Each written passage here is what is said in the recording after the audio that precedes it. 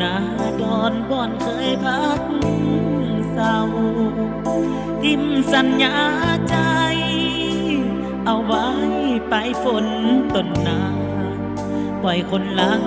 นั่งรอฟังข่าวผู้สาวเจ้าไปลังตานั่งมือมองท้องนาสุดเรวาละดูกาลเปลี่ยนพันลอยลาสาวน้อยสาวลิงบุญการทิ้น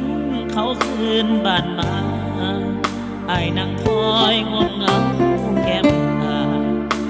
บ่มาหัวใจอาบอนขอไปบอนผู้บ้านยามเมืองของเฮา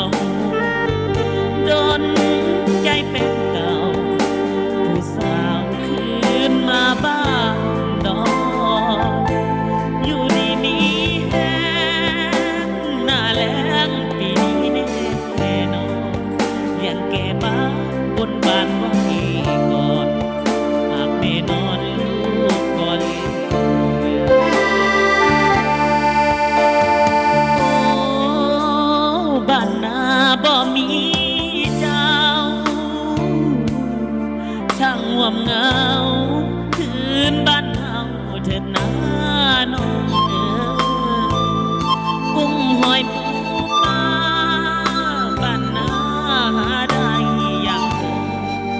อย่าลืมคำสาบานน้องเอ๋ยขึ้นมาบ้านดอน